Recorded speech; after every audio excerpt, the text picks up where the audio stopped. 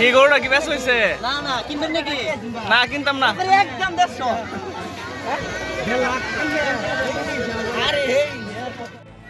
গ্রামীণ ঐতিহ্যের ধারক হচ্ছে এই বান্নি মেলা। আমাদের গ্রামের ভাষায় এই মেলাগুলোকে বান্নি মেলা বলে থাকে। আমরা ছোটবেলা থেকে এরকম নামেই ডেকে আসছি। তো আজকে আমাদের নীলগঞ্জের মিলনগঞ্জ বাজারে মেলা বসেছে। নানা ধরনের দোকান নিয়ে লোকজন বসেছে। মাটির তৈরি বিভিন্ন ধরনের পুতুল, তারপর হচ্ছে খেলনা উঠেছে এবং ছোট বাচ্চাদের সাজনপাতি এবং আকর্ষণীয় কিছু খেলনার দোকান উঠেছে এখানে। প্রতি বছরই আমরা এই সময়টাতে, অর্থাৎ এই যে বৈশাখ মাসটাতে এই মেলাগুলো উদযাপন করে থাকি। আমাদের বাজারে আজকে মানে আমি জানতামই না যে মেলা বসবে, হঠাৎ করে শুনলাম যে মেলা হবে। বেশি প্রচারণা চালানো হয় নাই, এই জন্য কম দোকান উঠছে আর কি।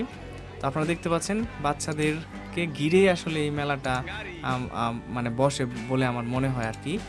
যেমন একটা আনন্দ বিরাজ করে এলাকায় যে মেলা হইবে। তো আপনার ছোট বাচ্চারা বেশি এটাকে মানে সেলিব্রেট করে, সেই সাথে যারা বড় আছে তারাও এটাকে উপভোগ করে আর কি। এখন যে আইসক্রিমটা দেখা যাচ্ছে, এটা খাওয়ার জন্য একবারে লাইন ধরে যায়। এখন দেখতে পাচ্ছেন যে একবারে লাইন ধরে আছে, ওই লোকটা দিয়ে কুলাতে পারতেছে না। মানে এই আইসক্রিমটার সাথে অনেক স্মৃতি লেগে আছে। তারপর এখানে বাচ্চারা কেনাকাটা করতেছে বাঁশি, যেটা বেলুন ফুলিয়ে বাঁশি বাজানো হয়।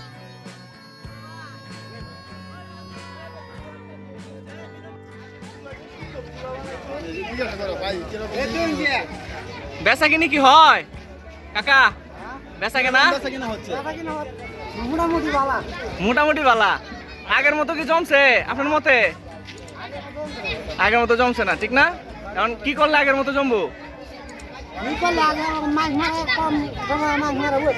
তার মানে প্রচারণা হয়েছে না, তাই না? আপনার তো অনেকগুলো জিনিস আছে দেখা যায়।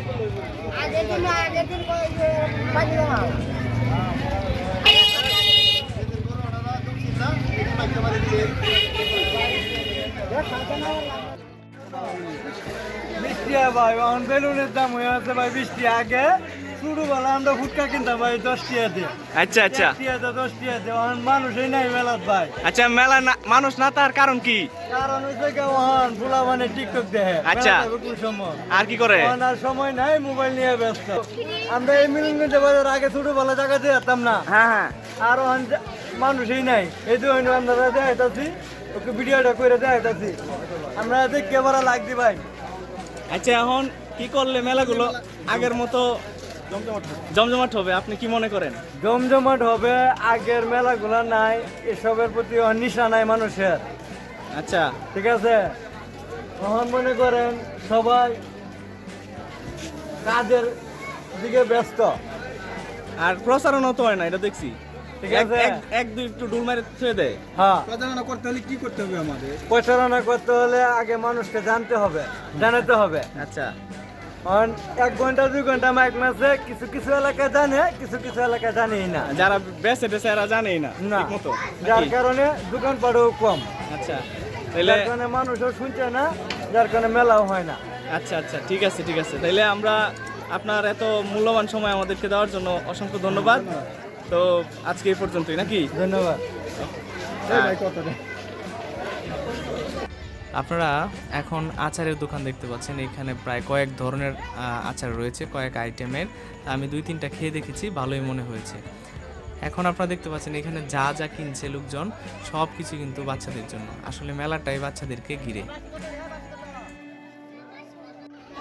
কাকু, মেলা কেমন লাগতেছে? হ্যাঁ, মেলাগুলা আগের মতো এরকম জমজমাট হয় না। তারপরে দেখা যাচ্ছে দোকানপাট কম, আগের মতো এরকম মজা হয় না। আমরা যে ছুটির সময় আসতাম, মেলাগুলা অনেক মজা হতো, অনেক মানুষ হতো। এখন যেমন দোকানগুলো এতিম মনে হয়। তারপর 5টা দোকান হয়, দোকান একবারে কম হয়, একবারে আগের মতো মজাই পাওয়া যায় না। তো যারা আগের মতন ফিরে আসতে পারে, আপনার অভিমতটা কি বলেন? আমার অভিমত, আগের মতো যদি এই মেলাগুলো ফিরিয়ে আনতে হয়, তার মানে ভালো করে মাইকিং করতে হবে, প্রচারণা দিতে হবে, প্রচারণা পর্যন্ত মাইকিং করতে হবে, প্রচারণা ভালো করে প্রচার করতে হবে।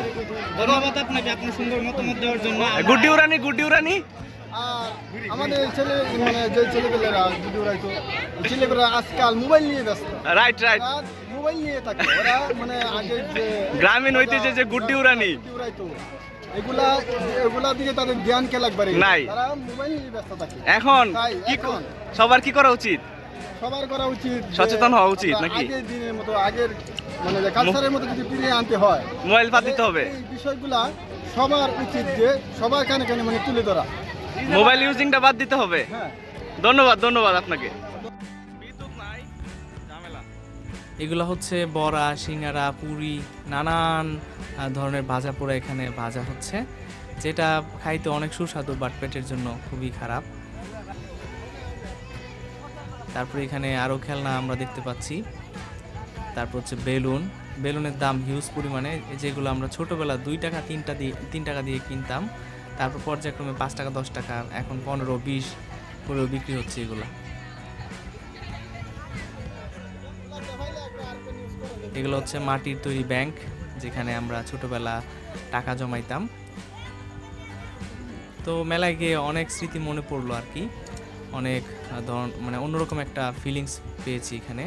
তো এখানে মুরব্বি কি বেচতেছে, চটপটি এবং ফুচকা বেচতেছে, আমাকে দেখেই তিনি মানে এটা আসলে যে এটা যে ভালো খাবার না, এটার এখানে উদাহরণ দেখা গেল। তিনি আমাকে দেখেই সিগারেটটা রেখে দিলেন।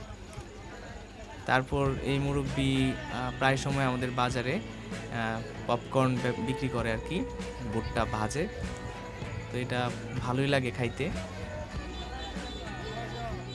এছাড়াও মুড়কি আছে এখানে, খেলনার যে গুড়, তারপরে হচ্ছে চিনির তৈরির যে খেলনা আছে, এগুলো আমরা দেখতে পাচ্ছি এখানে।